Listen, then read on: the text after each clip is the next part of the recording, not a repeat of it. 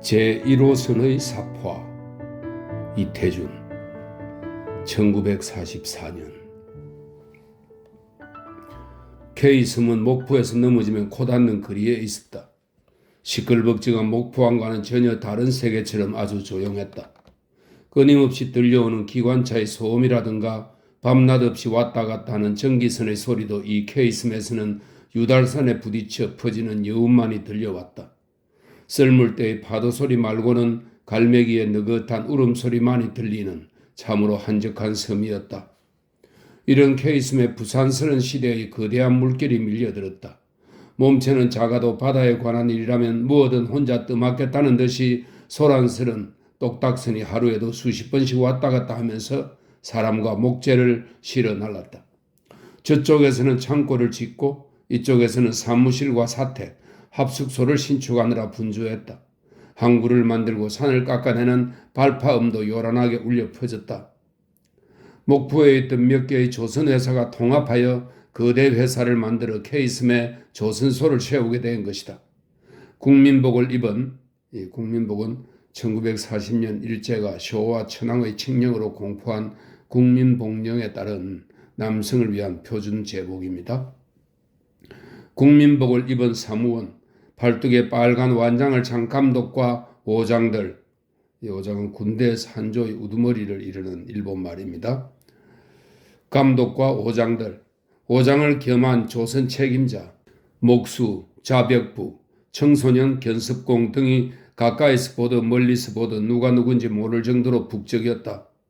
줄곧 혼자 받은 그 인파가 오늘은 어느 정도 질서가 잡혀 있었다.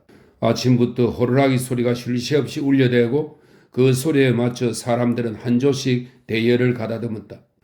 그런 와중에 국기 개양대에 국기가 오르고 똑딱선 중에서는 가장 작고 깨끗한 미도리마루가 국민복을 입은 몇십 명의 사람들을 태우고 나타났다. 이른이 넘은 늙은 사장이 맨 먼저 배에서 내렸다. 완고해 보이는 이마에는 땀방울이 송글송글 맺혀 있었지만 상의의 단추 하나도 끌어놓지 않았다. 뒤를 이어 교통국 출장소장이 배에서 내렸다. 이어서 조선부장이 내려왔고 서류 가방을 끌어안고 뒤따라 내려오는 사무원들도 평소와는 달리 눈과 입가에 긴장감이 감돌았다. K섬 조선소가 처음으로 맡은 표준형 화물선의 설계도가 이날 처음으로 전달된다. 국민의례가 있고 나서 사장의 인사, 교통국 출장소장의 격려의 말이 끝나고 조선 책임자들에게 설계도를 한 장씩 나누어준 다음 뒤이어 조선 부장의 설명이 시작되었다.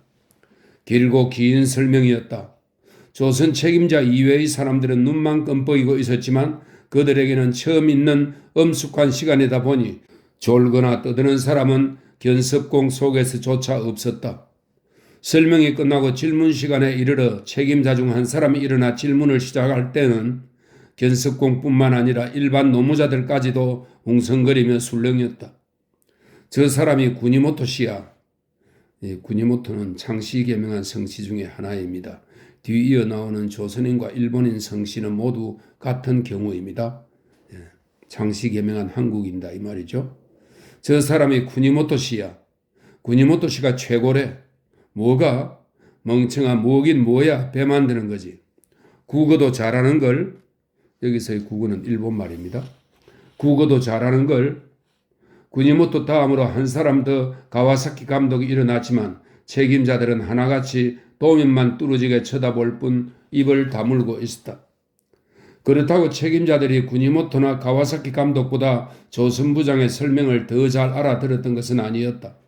무엇보다도 도면이 몹시 복잡해서 이런 자리에서 그 내용을 금방 이해하기 어려운 데다 질문을 하고 싶어도 어설픈 국어 실력으로는 부하나 동료들의 비웃음을 살까봐 주저했기 때문이다.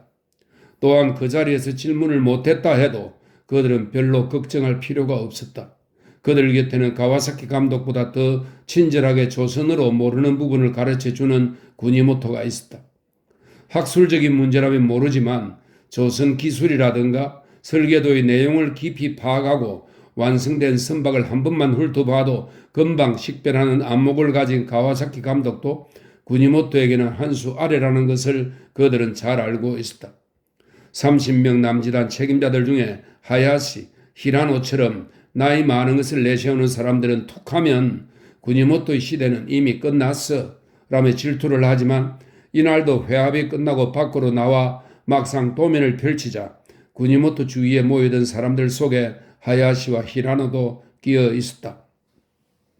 구니모토는 소년기에 모지에 있는, 모지는 일본 규슈의 최북단에 위치하며 키쿠반도 대부분을 차지하는 지역입니다. 근대기에 아주 번성했던 항만 도시였습니다. 구니모토는 소년기에 모지 안에 있는 조선회사에서 10년 동안 일했다. 이번에 통합된 회사의 모회사인 목표 M 조선회사에 입사한 지도 벌써 7년 가까이 지났다. 그중 후반 3년은 감독으로 일했다. 그는 선박 작업뿐만 아니라 천성적으로 손재주 자체가 뛰어나서 설계 도면보다도 훨씬 우수한 배를 만들어냈다. 똑같은 설계도로 범선을 제작했는데도 구니모토의 손을 거치면 보기만 해도 튼튼하고 빠를 것 같았다. 선원들도 구니모토가 만든 배는 속도가 빠르다고 말하곤 했다. 구니모토는 조선 기술이 뛰어났지만 무엇보다도 배를 좋아했다. 어릴 때는 연 날리기를 굉장히 좋아해서 대나무 조각과 종이만 있으면 연 만들기에 열중했지만 어떤 계기로 배 만들기를 배우고 난 후로는 연 따위는 돌아보지 않았다. 하늘보다 안전하게 배를 띄울 수 있는 바다가 좋았고 반드시 실을 이용해야 하는 연보다 바람을 마음껏 이용해서 자유자재로 움직일 수 있는 배가 훨씬 마음에 들었다. 경성에 가서 어느 백화점에 들렀을 때였다.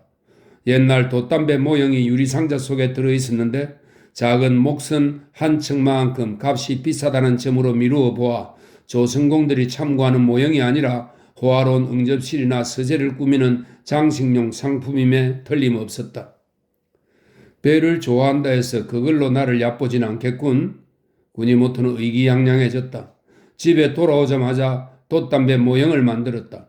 그 후로 배 모형 제작에 몰두하여 지금까지 10여 척을 넘게 만들었는데 그중 가장 완성도가 높고 멋진 모형은 지금도 조선회사 사장실에 모셔져 있다. 구니모토에게 배는 자신의 자식과 다름없었다. 의장 작업은 배의 여러 설비 즉 배 운용에 필요한 모든 것의 통칭을 말합니다.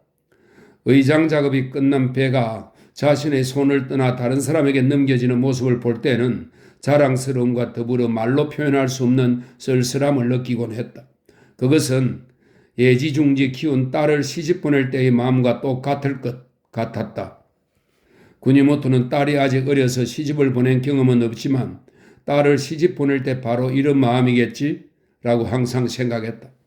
이처럼 배를 사랑하다 보니 어디서 누가 만든 배인지는 몰라도 선수가 파손되었거나 외판이 벗겨진 채로 다른 선박에 견인되어 돌아오는 배를 보면 구니모토는 선주보다도 더욱 분개했다. 저 배에는 눈뜬 장님들만 탔었군. 배는 하라는 대로 움직이기 마련이어서 그 배를 탄 인간의 성격을 극명하게 드러내주지.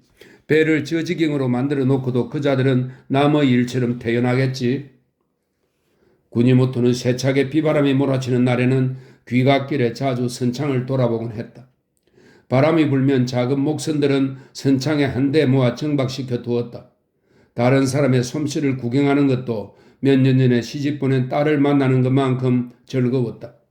저마다 자유롭게 각양각색으로 흔들리는 배의 모양을 보는 것도 즐거웠다. 이런 구니모토가 90톤이나 되는 배를 만든 적이 있었다. 지금까지 그가 만든 배 중에서 가장 큰 배였다.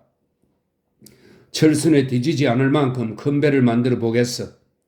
이런 소망을 은밀하게 가슴에 품고 있던 구니모토에게 이번에 톤이 넘는 배의 제작이 맡겨져 의욕이 넘쳐 있었다.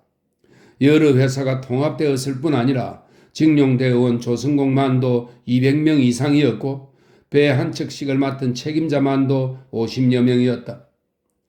그 속에서 구니모토는 기술면이나 능률면에서 최고가 되고 싶은 욕망이 누구보다도 강하여 속으로 경쟁심이 끌어올랐다. 구니모토는 밤새 잠을 이루지 못했다. 설계도는 지금까지 다루어 본 것 중에서 가장 치밀하고 정확했기에 고민할 필요가 없었다. 조립을 끝낸 골격 위에 외판을 붙여서 배가 완성되는 과정을 눈앞에 그려보는 것만으로도 즐거웠다. 그러나 배의 형태를 생각하면 할수록 미심쩍은 부분이 있었다. 이렇게 크고 적재량이 많은 배라면 물의 저항을 가능한 한 적게 만들어야 할 텐데 구니모토가 볼 때 배의 가로 길이가 너무 넓었다. 외관상으로도 매끈한 맛이 결여되어 있었다. 따라서 선수와 선복 부분에, 이 선복은 배의 중간 허리를 말합니다. 선수와 선복 부분에 물의 저항이 증가하여 속도가 떨어질 것 같았다. 하지만 설계도는 한 사람이 그리지 않는다. 만약 한 사람이 만들었다 해도 그 설계자가 옆에 있는 것도 아니어서 이의를 제기할 수도 없었다. 이 문제를 고심하던 중에 문득 아니다, 이대로 해보자 라는 생각이 들었다. 이 설계도라면 오히려 각자의 실력을 제대로 드러낼 수 있다. 설계도대로 충실히 따를 수밖에 없지만 선수와 선복 사이만이라도 내가 가진 기술을 최대한 발휘해서 좁힌다면 경쾌함이 살아날 거다. 이런 부분에 관심을 갖는 책임자는 몇 안 될 거야. 구니모토는 결심을 굳혔다. 먼저 기술로, 그 다음에는 능률로 내 존재를 확실하게 보여주겠어. 가와사키? 그 수준으로 가와사키 따위가 무슨 감독이라고? 배 만드는 일이나 배를 보는 안목이라면 목포 바닥에서 나를 따라잡을 자가 없지. 구니모토는 전에 일했던 회사에서는 감독 자리에 있었지만 새 회사에서 나무 밑에 들어가게 된 것에 다소 불만을 품고 있었다. 다음날 아침에도 일찍부터 사장 이하 조선부장, 자재부장, 노무계 주임, 본사원 등이 출근했다. 공사장 할당이 시작되어 책임자들에게 일정한 수의 공헌과 선재가 배당되었다. 공헌은 직공으로 인정받은 19명과 견습공 30명, 책임자까지 합하여 50명의 노동자가 한 척의 배를 완성하는 것이다. 작업시간은 아침 7시부터 저녁 6시 반까지였다. 점심시간 30분과 오후의 중간 휴식시간 30분을 빼면 하루 10시간 반의 작업이었다. 이봐, 사람을 동원해서 하루 이렇게 일하면 완성 때까지 얼마나 걸릴까? 일을 시작한 첫날 아침부터 책임자들 간의 주요 화제는 이 말이었다. 가와사키 감독이 점심시간에 책임자들이 모여있는 자리에서 먼저 운을 뗐다. 며칠 정도면 완성할 수 있을 것 같나? 한번 예측을 해보자고. 모두가 구니모토의 입을 바라보았다. 구니모토는 이미 어림잡아 며칠이라는 결론이 나 있었지만 다른 책임자들의 의중도 떠보고 싶었다. 아까 기무라 씨는 한 달 만에 끝낼 수 있다고 했지? 농담이야. 우리가 신이 아닌 바에야 어떻게 한 달 만에 완성하겠어? 아무리 생각해도 200일 정도는 걸릴 거야. 이 말을 시작으로 책임자들의 말문이 터졌다. 200일까지는 안 걸릴지라도 최소 100일쯤은 필요할 거야. 100일이라고? 100일을 가지고는 외판을 붙이는 것만도 벅차. 나도 그렇게 생각하네. 분명히 말하지만 120, 30일 정도까지는 끝낼 수 있다고 봐. 우리는 5개월 정도로 잡았어. 5개월이라 150일이군. 그렇지. 그 정도라면 가능하지. 구니모토는 다른 책임자들의 이야기가 끝날 때까지 묵묵히 듣기만 했다. 그리고 마음속으로 내가 일정을 너무 짧게 잡았나? 라고 자신의 판단을 재고해 보았다. 그러나 아무리 새로운 설계일지라도 크기와 톤수가 정해져 있으니 그렇게 막연한 추정은 아니다. 구니모토는 연인은 2,000명이면 가능하리라 생각했다. 직공이 20명, 견습공 3명을 1명으로 쳐서 10명, 즉 30명으로 진행한다면 37에 20일, 70일 정도면 충분할 거라고 생각했다. 어쨌든 제일 먼저 용고를 짠 곳은, 이 용고는 선박 바닥의 가운데를 받치는 제목입니다. 배의 중심뼈대에 해당됩니다. 어쨌든 제일 먼저 용고를 짠 곳은 구니모토의 작업장이었다. 일찌감치 1호선은 구니모토의 배로 결정되었다는 소문이 나돌았다. 이번 작업은 배를 한 척씩 따로 이름 붙이지 않는다. 완성된 순서대로 제 몇 호선이라고 부르기로 되어 있다. 1호선은 기술이나 능률 면에서 당연히 가장 우수하다고 인정하여 1호선 책임자에게는 특별상이 주어질 참이었다. 조골을 붙이는, 이 조골은 늑골이란 뜻으로 배를 만들 때 가운데 뼈대인 용골을 중심으로 갈비뼈처럼 뻗쳐 있는 기둥입니다. 조골을 붙이는 작업을 가장 먼저 시작한 곳도 구니모토의 배였다. 이 속도로 진행한다면 구니모토가 예정했던 70일로 충분히 가능했다. 그런데 어찌된 영문인지 조거를 붙인 뒤로는 작업의 진척 속도가 더디었다.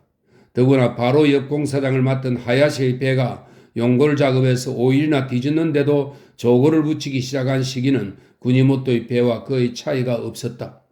당황했지만 역시 외판을 붙이기 시작한 시기는 구니모토의 배가 가장 빨랐다. 그러나 3일 후에는 하야시도 외판을 붙이기 시작했기 때문에 구니모토는 하루도 작업 속도를 늦출 수 없었다. 하야시에게 이렇게 추격을 당하다니 구니모토는 하야시가 밉기까지 하였다. 하루라도 더 빨리 완성할 자신은 있다. 다른 배라면 3, 40일 정도는 유유히 앞질러 가서 여유를 부리고 있을 텐데 하야시 때문에 숨 돌릴 틈도 없이 쫓길 뿐더러 유아독존의 명성마저 잃게 될 지경이었다. 그렇긴 해도 달리 방법이 없었다. 하야시를 따돌리지는 못하더라도 실력을 발휘해서 기술로 앞서가보자. 내 발끝에도 닿지 못한다는 것을 확실하게 보여주어야지. 구니모토는 한 번에 끝날 일도 세세한 부분까지 정성을 기울여 2번, 3번 더 작업을 했다. 직공에게 맡겨도 될 일도 일일이 자기 손을 대지 않고는 직성이 풀리지 않았다. 그런 이유로 작업이 늦어지긴 했으나 적어도 하야시보다는 4, 5일은 앞설 자신이 있었다. 예상했던 대로 기공일부터 72일째가 되던 날 하야시의 배보다 나흘 일찍 완공을 했다. 역시 배를 보는 안목이 있는 사람들은 같은 설계이면서도 하야시의 배보다 구니모토의 배가 훨씬 더 뛰어나다고 입을 모았다. 그 말을 듣고 보니 신출내기 견석공의 눈에도 구니모토의 배가 굵어야 할 곳은 굵고 가늘어야 할 곳은 가늘고 섬세한 곳은 섬세하여 완성도가 뛰어나고 전체 모습이 견고하고 날렵하다고 느껴졌다. 구니모토는 작업이 종료된 날 목포로 나가 술과 담배를 사와 한턱 내면서 조원들을 고무했다. 다음 날부터 다음 배의 용고를 깎기 시작했다. 목포 조선소의 제1호선은 당연히 구니모토의 배로 정해졌다. 위장망이 씌워졌으며 넘버 1이라는 글자도 새겨졌다. 제1호선만으로 진수식을 거행할 예정이었으나 곧 제2호선인 하야시의 배가 준공될 예정이었으므로 그것을 기다렸다가 두 측이 함께 진수식을 갖기로 계획이 변경되었다. 진수식 날은 날씨가 맑게 개었다. 목포에서 온 본사 간부들은 물론이고 교통국 출장소장 외에도 낯선 손님들의 모습이 보였다. 부윤과 경찰서장, 신관은 관에서 신을 모시는 일을 맡은 사람입니다. 부윤은 지금 말로 시장입니다. 부윤과 경찰서장, 신관, 신문기자와 사진반, 언덕기로 진수시킬 배의 줄을 자르게 될 어린 소녀, 말소하게 차려입은 사장 딸 등 케이스미 생긴 일에 가장 호화로운 광경이 펼쳐졌다. 아침부터 한편에서는 식장 준비로 다른 한편에서는 진수식 채비로 분주했다. 그 중에서도 두 배의 책임자들은 자칫 문제라도 생기면 어쩌나 하는 마음으로 바쁜 몸보다 마음이 몇 배나 더 복잡하고 초조했다. 진수대에서 올려다보면 배는 엄숙하게 서 있었다. 구니모토는 이렇게 큰 배를 진수시키는 것도 처음이요. 다른 사람이 만든 배를 진수시키는 것을 보는 것도 처음이었다. 철선 진수식대처럼 공업용 우지를 쓰는 것도 처음이었다. 선체에 비해 진수대가 아주 작아 보였다. 옆으로 쓰러지기라도 하면 구니모토는 가와사키 감독에게서 나가사키 현의 조선소에서 그런 사고가 있었다는 것을 들은 적이 있었다.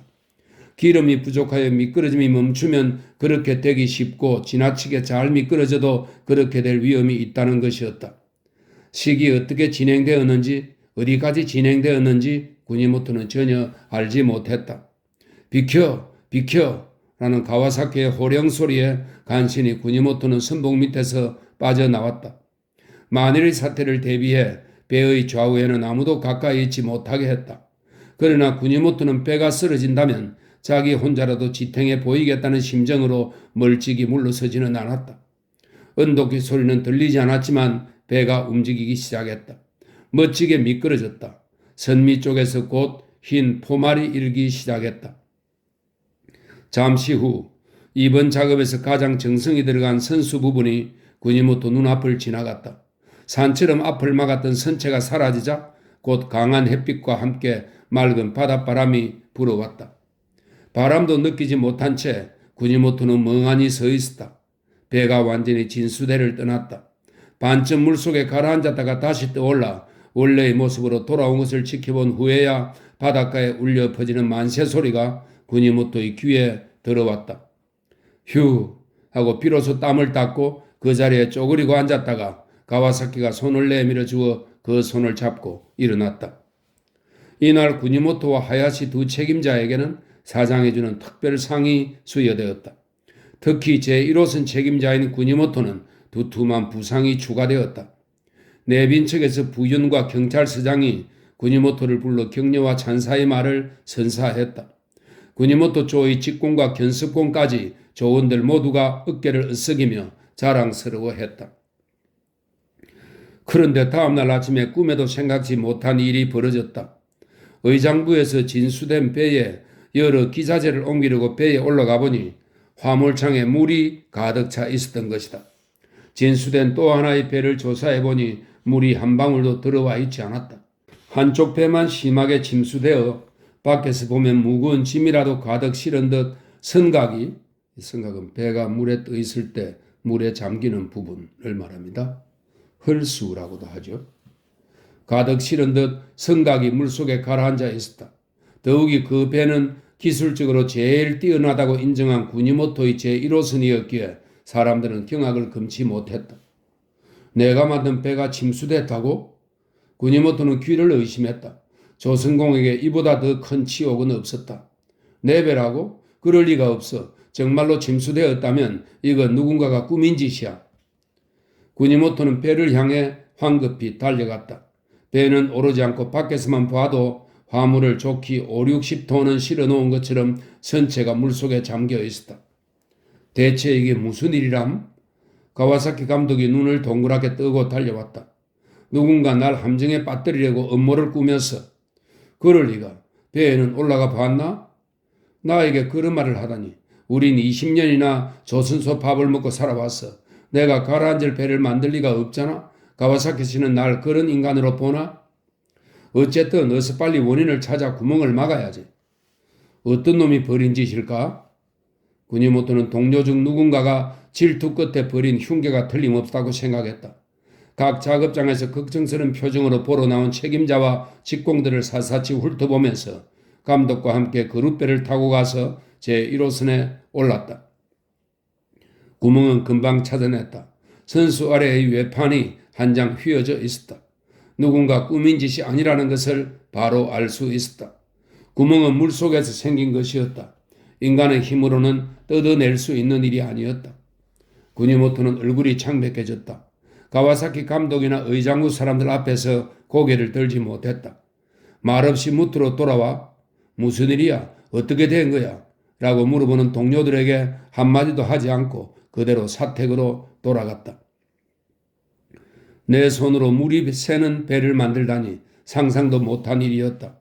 물에 뜬 채 수리할 수 있을 정도의 구멍이었다고는 해도 물이 새는 배를 만들었다는 사실은 조선공에게는 최대의 치욕이었다. 그야말로 배의 상태는 펌프까지 써서 퍼내야 할 정도였다. 배를 완전히 무트로 끌어올려 외판 한 장을 다 바꿔 붙여야 한다. 이게 무슨 추태냐? 구니모토는 열이 나서 자리에 몸져 누워버렸다. 문을 단단히 걸어 잠그고 해가 지기만을 기다렸다. 외판이 휘어진 이유는 뚜렷했다.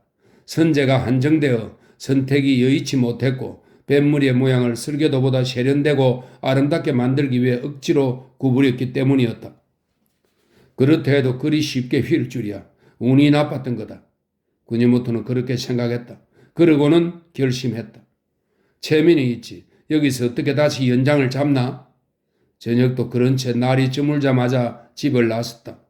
가와사키 감독의 집으로 가려면 작업장을 지나야 했다. 그쪽을 보지 않으려 해도 그럴 수 없는 자리였다. 제1호선은 보란듯이 뱃머리를 빳빳하게 쳐들고서 선체의 반 정도를 땅 위에 드러내고 있었다. 내일이면 목포에서 온 수성공들이 이 배 만든 놈 낯짝 한번 보고 싶네 라며 실컷 비아냥거리겠지? 구니모토는 벌써부터 귀가 간지러웠다. 생각해보면 펌프로 물을 퍼낼 때부터 발동기 선으로 배를 끌어올릴 때까지 얼마나 많은 인간들이 배를 보고 험담과 욕을 퍼부을까? 구니모토는 가와사키 감독의 집 현관 앞까지 와서 서 있었다. 혹시 동료 중 누군가가 와 있으면 어쩌나 하고 낌새를 살피고 있을 때 현관문이 드르륵 열렸다. 누구세요? 가와사키 씨. 구니모토 아닌가? 가와사키 씨와 좀 상의할 게 있어서. 그래? 자, 이것 봐. 그러면서 가와사키 감독은 한 대짜리 정종 한 병을 눈앞에서 흔들어 보였다. 방금 목욕 끝내고 그렇잖아도 같이 한잔하자고 자네를 찾아가려던 참이었지. 마침 잘 왔네. 자, 어서 들어오게나. 구니모토는 잠자코 뒤따라 들어갔다. 그러고는 술이 나올 때까지 기다리지 않고 곧바로 찾아온 이유를 말하기 시작했다. 가와사키 씨한테는 정말 미안하네. 미안하긴 우리는 동지가 아닌가? 그런데 원인은 찾았나? 원인? 그거야 빤하지. 정말 몰라서 묻는 건가? 난 알지. 외려 당사자인 자네가 그 이유를 잘 모르는 것 같단 말이지. 가와사키 감독은 의미심장한 미소를 지었다. 그 외판이 왜 휘었는지 내가 그걸 모른다고 말하고 싶은 건가? 물론 그 정도는 알고 있겠지. 어쨌든 간에 가와사키 씨, 난 이제 여기서 일하기 어렵게 돼버렸어. 그 기분 잘 아네. 나도 꼬맹이 때부터 조선공으로 고생하면서 잔뼈가 굵은 놈이니까. 그건 그렇고 내가 보기에 자네는 이번 실패의 원인이 어디 있는지 아직도 모르는 것 같군. 그걸 깨닫지 못했으니 그만두겠다고 날 찾아왔겠지. 가와사키 감독의 목소리가 갑자기 진지해졌다. 무릎을 가지런히 하고 반듯하게 앉아 담뱃불을 비벼 끄고는 띄엄띄엄 말을 이어갔다. 이번의 작은 실패는 구니모토 자네나 조선소에 있는 모두에게 오히려 아주 다행스러운 일이라고 생각하네. 앞으로 어떻게 일을 해야 하는지 큰 가르침을 받았다고나 할까? 표면이 딱딱한 목재를 주고서 중요한 뱃머리 부분의 외판으로 쓰라고 했으니 책임은 회사에도 있고 나에게도 있네. 그러니 자네만 잘못했다고 나무라지도 못할 노릇이지. 그렇게 외판 한두 장 갈아붙이는 건 문제가 아니야. 그럼 구니모토는 무슨 말을 하는지 이해할 수 없었다. 이 조선소에 자네만한 기술자도 없다는 사실은 아무렴 자다가 인정하지. 나뭇결이 거친 조선 삼나무를 억지로라도 그런 각도로 붙일 수 있는 사람은 자네 말고는 아무도 없어. 난 그걸 잘 알고 있네. 그러나 원인은 거기에 있는 게 아닐세. 붙일 당시에는 그 외판이 구부러진 상태로 붙어 있다 해도 물에 잠기면 비틀린다는 것쯤은 구니모토 자네가 몰랐을 리가 없지. 그럼 내가 알면서 일부러 붙였다는 건가? 말이 너무 심하지 않나? 물론 경쟁심은 필요하네. 없으면 안 되지. 나도 그런 경험이 있으니까. 그런 경쟁심이 나쁘다는 뜻이 아니야. 다만 자네는 일을 시작할 때부터 지나치게 자신이 가진 실력을 뽐내고 싶어 했거나 자신의 명예만을 염두에 두었던 건 아니었을까? 실제로 그 설계도를 바탕으로 만들어진 배치고는 이로서는 겉보기에 깔끔하지만 무리해서 만든 부분이 많지 않았을까? 지금은 대량 생산이 목적이다 보니 배 만드는 재료가 충분히 공급되질 않아. 그 점을 전제로 해서 처음부터 외양 같은 건 도외시한 설계였는데 하지만 실제로는 외양만의 문제가 아닐세. 속도와도 관계가 있어. 실제로라고 말하지만 실제로 그런 실패를 하지 않았나. 그러니까 지금은 실패한 사실을 추궁하자는 게 아닐세. 그러니 솔직하게 말해보게. 이번 1호선을 만드는 동안 자네는 자네의 명예만 생각하고 있지 않았는지? 그런 마음이 없었다고는 단언할 수 없겠지. 물론 그런 생각을 갖지 말라는 뜻은 아니네. 하지만 전에 다니던 개인 회사에서 개인 자격으로 대우를 받고 일했을 때의 사고방식을 그대로 갖고 있다면 그건 좀 문제가 있지 않을까? 반성할 여지가 있다고 생각하네. 지금 우리가 만드는 배는 완성을 해도 이름을 붙이지 않고 몇 호선이라고 부르지. 우리 노동자들도 작업장에서는 전선에서 싸우는 병사들처럼 개인의 이름 따위는 필요가 없지. 가능하다면 세밀하게 분업화해서 일 자체의 능률을 높여야 하니까. 이번 1호선의 경우도 책임자가 일일이 확인하는 것이 당연한 일일지는 모르지만 어쨌든 자네는 하나하나 자신의 손을 거치지 않으면 다음 작업에 들어가지 못하게 했어. 그만큼 정성을 들이는 건 좋지만 그로 인해 작업이 늦어진 것도 사실이야. 다른 직공들에게 맡겨도 되는 일은 믿고 맡기는 것이 분업정신 아닌가? 만약 이번 일에서 자네가 처음부터 지금까지의 개인주의를 완전히 청산하고 작업에 임했다면 이로서는 제작일 수도 70일 이내의 기록을 세웠을 걸세. 또한 그처럼 뱃머리에 무리가 가는 실수도 없었을 테고. 어때? 그렇지 않나? 구니모토는 대답하지 않았다. 그러나 자세나 얼굴 표정에 아까보다는 확실히 훨씬 더 경건하고 굳건한 의지가 드러나 보였다. 첫째, 동료들은 명예를 얻기 위해 싸우는 한 개인이 아니라 같은 전선에 서 있는 전우라고 생각할 것. 둘째, 설계도대로 작업하는 것이 가장 안전한 길임을 명심할 것. 셋째, 최대한 분업화해서 직공들에게 책임을 갖게 하고 성과가 좋든 나쁘든 완성도와는 관계없이 책임을 개인이 아니라 전원이 공동으로 짊어질 각오로 일할 것. 바로 이런 점들이 이번 1호선 실패에서 배운 정신훈련 내용이라네. 굳이 다 말로 할 필요는 없어. 하루라도 빨리 한 척이라도 더 많이 만들라고 외치는 이 긴박한 상황에서 다 같은 전우라고 생각했다면 개인의 체면을 지키겠다고 직장을 떠나는 게 옳은 판단일까? 더 말하지 않아도 잘 알겠네. 이제 다 이해했어. 두 사람 사이에 잠시 침묵이 흘렀다. 그때서야 술이 나와 있었다는 것을 주인도 손님도 알아차렸다. 자, 감정을 추스르고 오늘 밤은 편하게 마시자고. 내일부터는 다시 새 기분으로. 고맙네. 정말로 내 생각이 모자랐어. 가와사키 씨 덕분에 실패의 원인을 잘 알게 되었네. 그런데 지금 몇 시나 됐지? 왜? 9시 조금 넘었네. 외판 한 장 바꿔 붙이는데 3시간이면 충분해. 그나저나 동트기 전에 발동기선을 사용할 수 있을런지? 그 사람들이야 깨우면 되는데 야간 작업까지 할 필요가 있겠나? 자, 오늘은 오랜만에 한잔하세. 난 지금 기분이 좋아. 아니, 한잔하는 건 내일 밤으로 미룸세. 이로서는 입을 떡 벌리고 있는데 어찌 목구멍에 술이 넘어가겠나? 그렇게 말하고 구니모토는 결국 자리를 떴다. 다음 날 아침 조선장에 모인 사람들은 모두 놀라서 눈이 둥그레졌다. 오늘 수리할 예정으로 무트로 끌어올려 놓았던 1호선이 무슨 일 있었나요? 라고 말하는 듯 천년덕스러운 모습으로 물 위에 떠 있었기 때문이었다. 제1호선의 책임자였던 구니모토는 태연하게 자신의 작업장에서 다음 배의 용고를 깎는데 여념이 없었다.